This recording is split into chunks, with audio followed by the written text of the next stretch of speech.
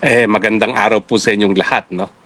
Naku po naman, Ante Claire, hindi pa nga nalilibing yung mga kabataan na naging biktima ng pinaka-recent na patayan, barilan sa ating mga eskwela.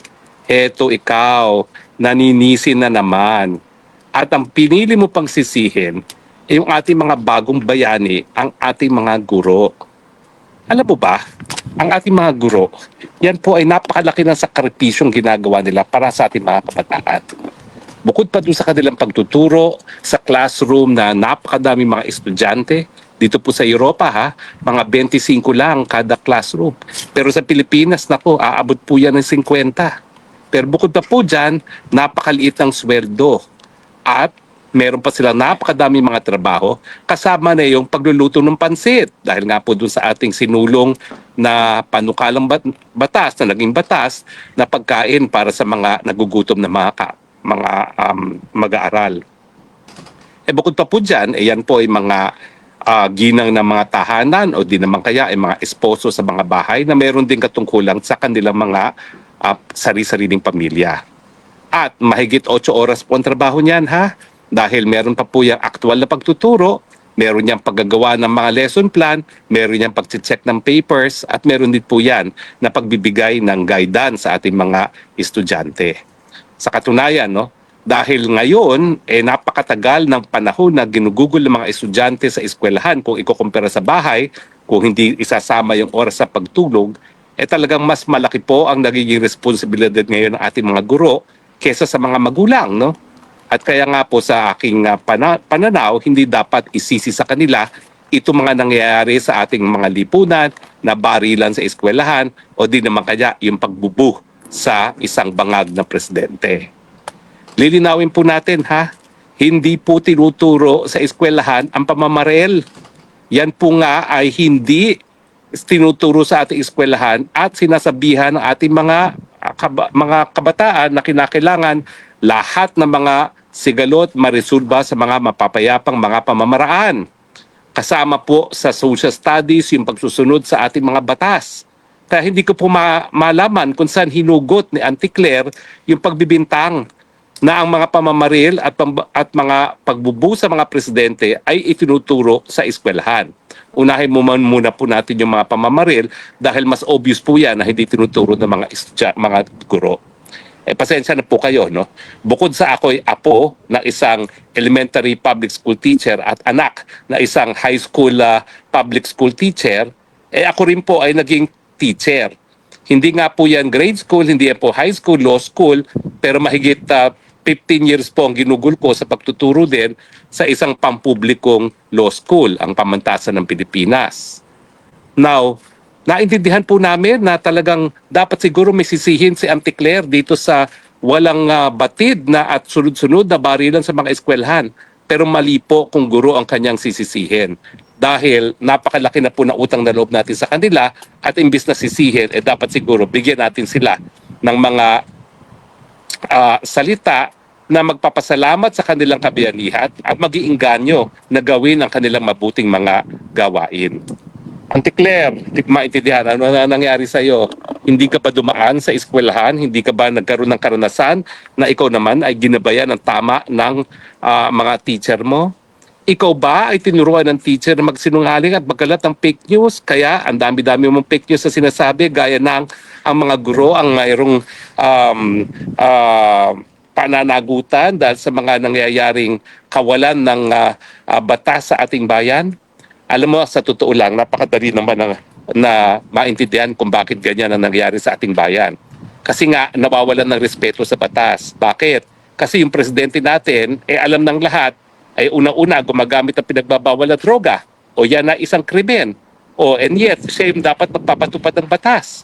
Pangalawa, alam din natin na ang mastermind sa flood control scam na dahilan kung bakit naghihirap ang ating mga kababayan ngayon ay ang presidente rin. So ang dahilan kaya mayroon lantarang kriminalidad ngayon pati sa ating mga paaralan ay ang presidente natin, ang iyong amo. Diba? So wag mong sisihin ang mga guro. Dahil ang mga guro, yan talaga sa liit ng sweldo nila, they don't deserve yung ganyang pagkukutsya, yung panlalait na ginawa mo. Kung ikaw ay meron kang masamang karanasan sa iyong mga guro, huwag mo namang lahatin. Ang kinakailangan natin, pasalamatan ang ating mga guro, imbis na kutsain. Sana malinaw yan. Doon naman sa pangbubu ng mga estudyante kay Bangag, bakit naman igagalang isang presidente nga? Bangag, isa sa pinaka-basic na itinuturo sa ating mga eskwelahan, ang pinagbabawal na droga ay masama sa kalusugan, kaya yan pinagbabawal. And yet, siya mismo, hindi nagpapatupad ng ganyang pulisiya sa kanyang personal na buhay. Natural, ibubu siya. Bakit hindi siya ibubu? Ramdam ng mga kabataan ang hirap ng buhay. Naramdam nila yung sakit ng tiyan dahil nagugutom sila. Mabuti na nga lang at naipasa natin yung batas na yung mga kulang sa timbang na kabataan ay makakakuha ng libreng tanghalian. Kahit papano, naibsan yung sakit ng tiyan nila dahil sa kagutuman. Pero wag mong sisisihin ang mga guro kung ang mga kabataan ay nagbubu sa isang presidente na wala silang dahilan para igalang. Sino ba naman ang kabataan na magagalang sa isang presidente na addict in the first place, di ba? Dapat nga siya ay isang ehemplo para sa lahat ng mga mamamayan na kutsain ang pinagbabawal na droga, pero hanggang ngayon hindi niya pinasisinungalingan yung sinabi ng sarili niyang ate, manang, na siya ay addict.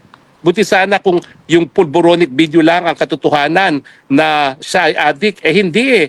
Manang na niya nagsasabi na siya ay isang addict. Mantakin mo yan. And yet, dahil hindi nga niya pinasisinungalingan yan, ang tingin ng marami, katotohanan yan.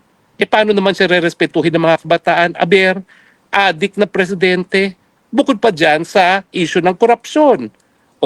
Ikaw naman, Anticler, parang hindi ka naman nabuhay nung panahon ng Marcelo. Di ba nga panahon ng Marcelo, mga Marcos, binansagaan ng Guinness Book of World Record na pinakakurap sa buong daigdig, sa kasaysayan ng buong daigdig.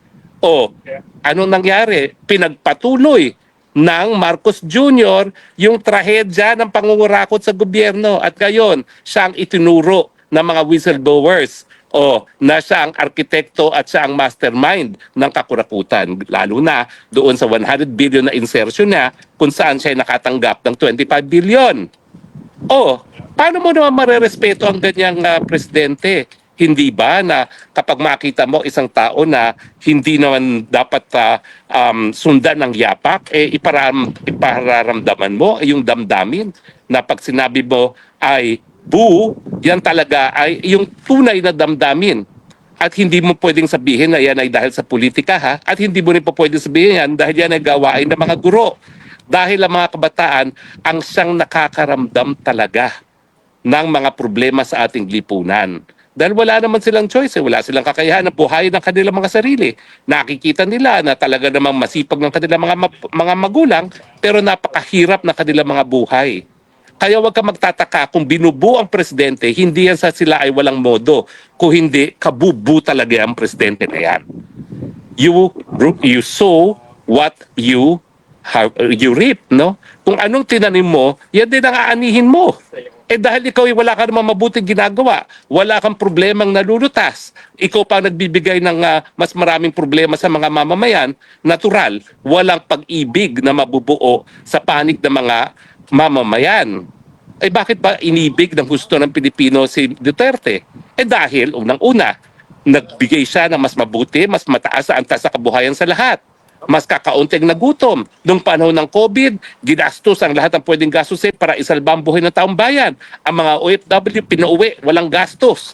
Lahat ng Pilipinong gusto umuwi, pinauwi.